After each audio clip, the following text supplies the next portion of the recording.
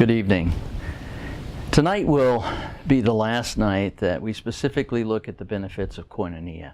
I trust in the last few sessions that you have discovered a little more about yourself and those in your small group. Each one of us has such a unique and interesting and life-giving journey that it's just fun to share with one another. In today's world, there are actually just very few places you can do this.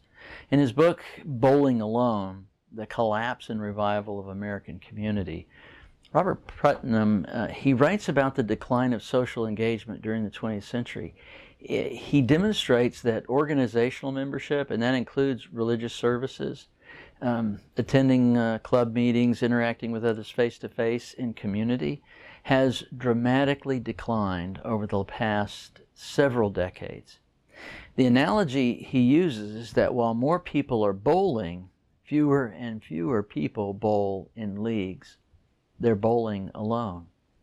He discovered that connections in the workplace and with family and friends have declined just as well. Volunteering, reciprocity, trust in others have declined since the 50s.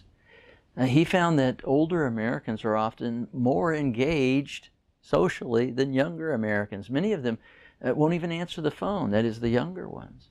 He argues that while the generation born before World War II was and remains more engaged, what happened was there was a trajectory that the baby boomers and the Gen Xers got on where they gradually became more individually focused, less engaged in society. Now I'll add that since his book was written, we've experienced the full rise of social media. The millennials have all but abandoned face-to-face involvement, preferring texting to talking to the first person, role-playing games, and invented identities on the internet to basic human interaction. The decline of human contact, also known as human contact being known as social capital, has consequence. When human contact is high, children do better in school. Neighborhoods are safer. People prosper and the government's better and people are happier and healthier. As contact descends into the hostile, antagonistic, and honestly unsympathetic Twitterverse, there's a measurable increase in depression, crime, suicide, and a whole host of other social problems. While increasing social capital is not an easy task, it must be done. The church, I believe, remains the final institution with the capacity to recover it. You see, the notion of koinonia is not simply another thing to engage in church. It is in fact the life of the church, and society is enhanced because of it. So it is tonight that we'll look at the remaining benefits of koinonia. Namely, koinonia reveals gifts and talents. Koinonia meets practical needs, and last but by no means least, koinonia gives us opportunities for healing through resolving past and current conflict. So how does koinonia meet practical needs? I mean, when somebody has a need, there must be a mechanism to communicate it to others, right? Other than GoFundMe. We don't know if someone is in need of transportation, money, or other resources unless we talk to one another. John Donne stated, "No man is an island entire of itself. Every man is a piece of the continent. We're all a piece of something larger than ourselves." Goodness, I mean, you would think that that would go without saying, but it is not always easy to share what you may need. For our practical needs to be met, they can only be shared when our emotional need for safety and trust are met. That is best met in koinonia. In Matthew 15, we read that after spending some time alone with his disciples, Jesus returned to his habit of meeting the practical needs of people. He met people's physical needs, and he fed them. Some theologians critique some forms of Christianity for focusing on meeting needs instead of glorifying God. The critique is somewhat right, but it's also partly wrong. Jesus met people where they were, how they were, and he met both their spiritual and practical needs. I mean, Christ's initial acts of compassion in Matthew 15, even though misunderstood by almost the entire crowd, nevertheless led to, we're told in 15:31, They glorified the God of Israel. When we share our lives with one another, we'll be able to find ways, both small and large, to help each other practically, be it buying groceries after a medical procedure, transportation to the airport, or any of a myriad of ways to show practical care. Now, secondly, Koinonia reveals gifts and talents. Last year, as it turned out, our group had a desire to sing. Now, I'm by no means a singer, barely congregational singing qualified. But you know what? We translated, including me, that desire into singing Christmas carols around our entire neighborhood. We went to an external musical presentation, and one of our number even sang there, as well as a solo here in the chapel. None of those things would have happened were we not in our small group. Have you ever asked yourself the question, how do I discover my spiritual gift? Likely you have, but have you ever asked the question that logically precedes it? That is, what are spiritual gifts? And even more fundamentally, why did God give spiritual gifts? A spiritual gift is a God-given capacity given by the Spirit of God to each believer to carry out their function in the body of Christ. The primary thrust of Ephesians 4 is the effective functioning of the body of Christ. Paul is clear as he tells us that it's dependent upon each individual part of the body doing their part. Spiritual gifts enable us to carry out our task within the body of Christ. And I mean, in 1 Corinthians chapter 12, Paul covered the same thing. Every part of the body is essential for the well-being of the body. And when one member fails to do his part or her part, the whole body suffers. So there's two things that I want to point out about this.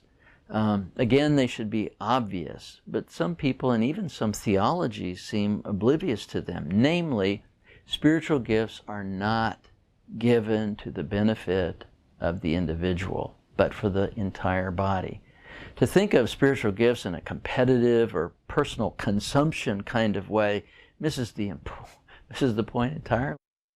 While some are more prominent, no gift is exalted above another, precisely because it is the same Spirit of God who determined the gift and who would receive it.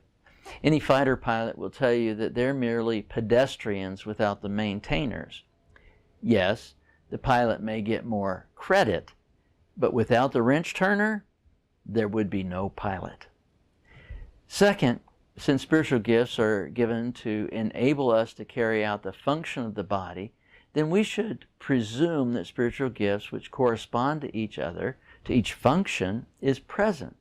To put a finer point on it, First Colony Bible Chapel has all the gifts required for the body to function. Now, they may not all be being exercised, but they are all embedded in our fellowship. Small groups are the most natural place for Koinonia to have its anticipated results by allowing people at that nuclear level to express both their gifts and talents. There, I tipped my hand. You may not have heard it, but the small group is in fact the nuclear family as part of the extended family of the body of Christ in the chapel and in the larger community of Christ. In fact, extending to the body universal. But that discussion's for another time. Suffice it to say that small groups, programmatic or not, are not optional. They are essential for the proper functioning of the body. Isolation always allows Satan an opportunity. Community, koinonia, is a first-line defense against his stratagems. Finally, koinonia allows for healing through resolving past and current conflict. Let me say this. Conflict is predictable, inevitable, unavoidable, and I can say with prophetic confidence that each one of us has been in and will be in conflict. Howard Hendricks, the prof, known by those who loved him, said this one day in a Christian home course that both Barbara and I were able to attend. It left an indelible mark on me. You cannot discipline a child you do not play with. Now, I take that to mean that yes, you can punish, but you will not discipline. Why? Discipline is born from love and relationship. Discipline can change the trajectory of your life. Punishment will too, but not in a positive way. It'll produce bitterness, anger, and resentment. Discipline, on the other hand, is seen as in our best interest. Even God disciplines those He loves, according to Hebrews 12:6. But He does not punish. Punishment is for those who are not in relationship with Him. That tells me that in order to resolve conflict, we must be in relationship. Now, no relationship is immune from conflict. However, when managed in the context of relationship in the Bible, conflict can produce positive change and deepen the opportunity for spiritual and relational growth. The reasons for this are relatively simple. Let's take muscles, for example. Muscle development through weightlifting is a fascinating process. The muscle does not get larger by growing outwardly, but inwardly. You say, John, that doesn't make a lot of sense. But it does. You see, growth occurs from a healing process that happens when the weights lifted cause tiny tears in the internal muscle fabric. It's called hypertrophy. And it is, in fact, the goal of anyone who desires increased muscle size, whether you're familiar with the term or not. It is when muscle size increases because of an increase of the muscle fiber size, and that only occurs after a vigorous workout when your muscles sustain those fibers tiny tears. And your body naturally responds to this damage with an overreaction that repairs the tears and rebuilds the fiber larger and thicker. Kind of like scar tissue results from a cut, except for with muscle, it's muscle and not scar tissue. It's the tiny tears that make us stronger. Now, some conflicts produce larger tears. Those tears are much more difficult to heal, but for the body to function properly, they must. Koinonia allows for healing because it allows us to pray for one another at a deeper level than otherwise possible. It allows for us to be understood at a more profound level than previously possible. It creates a context where who we really are may be seen, appreciated, accepted, and valued. You see, the tiny tears and the larger ones can only be healed in one context, the context of love. And so it is that I will leave you with this final word, which describes the way of love. Let it be said that that is our way. If I speak in the tongues of men and angels but have not love, I'm a noisy gong or a clanging cymbal. And if I have prophetic powers and understand all mysteries and all knowledge, and if I have all faith so as to remove mountains but have not love, I'm nothing. If I give away all that I have, if I deliver my body to be burned but have not love, I gain nothing. Love is patient and kind. Love doesn't envy or boast. It is not arrogant or rude. It does not insist on its own way. It's not irritable or resentful. It does not rejoice at wrongdoing, but rejoices in the truth. Love bears all things, believes all things, hopes all things, endures all things. Love never ends. As for prophecies, they'll pass away. As for tongues, they'll cease. As for knowledge, it will pass away. For we know in part and we prophesy in part, but when the perfect comes, the partial will pass away. When I was a child, I spoke like a child, I thought like a child, I reasoned like a child. When I became a man, I gave up childish ways. For now we see in a mirror dimly, but then face to face. Now I know in part, then I shall know fully. Even as I have been fully known, so now faith, hope, and love abide, these three. But the greatest of these is love. Over the past several weeks, we saw that Koinonia empowers our relationship with God, challenges us to be more Christ-like, meets our needs to be loved and to love, makes us resilient. That is, it bears us up mentally, physically, emotionally, and spiritually. It reveals gifts and talents, meets our practical needs. And last, but by no means least, it gives us opportunities for healing through resolving past and present conflict.